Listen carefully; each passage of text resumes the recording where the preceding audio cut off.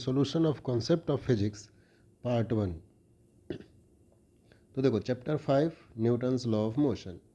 इसमें question number 4 कह रहा है a block of mass 0.2 kg is suspended from the ceiling by a light string.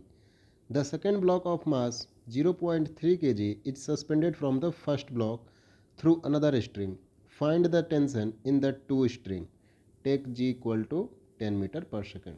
देखो कह रहा है कि ये एक सीलिंग है, इससे हमने एक स्ट्रिंग से 0.2 kg का ब्लॉक लटका दिया और इस ब्लॉक से एक और स्ट्रिंग से हमने 0.3 kg का ब्लॉक लटका दिया।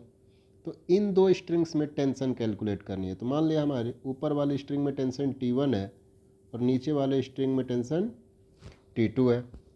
अब देखो हम क्या करते हैं, सबसे पहले फ्री बॉडी डायग्राम बनाते हैं दोनों का। तो अगर हम 0.3 kg वाले का बनाएं तो देखो इसका वेट नीचे काम कर रहा होगा mg और यहाँ पे g की वैल्यू 10 है, m की वैल्यू 0.3 है, तो इसकी वैल्यू आ जाएगी 3। ये जो स्ट्रिंग है ये इसको ऊपर की तरफ खींच रही होगी T2। अब चूंकि ये कोई मोशन नहीं कर रहा है, डैट मीन्स कि T2 इक्वल टू 3 न्यूटन। तो यहाँ से हमारी दूसरे वाली स्ट्रिंग की टेंशन कैलकुलेट हो गई। अब देखो 0.2 kg वाले का बनाओ फ्री बॉडी डायग्राम। तो एक तो इसका नीचे वेट काम कर रहा होगा mg और इसकी वैल्यू कितनी आ जाएगी, m की वैल्यू 0.2, g की वैल्यू है 10, तो ये हो जाएगा 2 न्यूटन। अब देखो नीचे वाला जो ये 0.3 kg लटका हुआ है, तो इसकी वजह से इसमें जो टेंशन आई है ये नीचे की तरफ इसको अपनी तरफ खींचेगी T2 और ऊपर स्ट्रिंग से बंधा हुआ है तो ये वाले ऊपर वाली स्ट्रिंग में टेंशन ऊपर की तरफ जनरेट होगा T2। अब चूंकि ये भी कहीं मोशन नहीं कर रहा है तो ये पूरे फोर्स क्या होने चाहिए, बैलेंस होने चाहिए।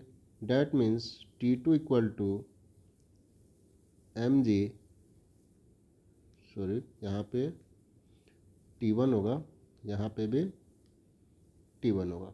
तो T1 equal to mg plus T2।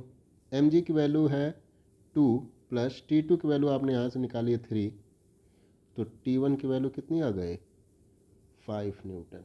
तो ये रहा हमारा आंसर। तो T1 की वैल्यू आ गई 5 न्यूटन और T2 की वैल्यू आ गई 3 न्यूटन। ये दोनों टेंशन हमने कैलकुलेट कर ली। तो I hope you understand it well. Thank you.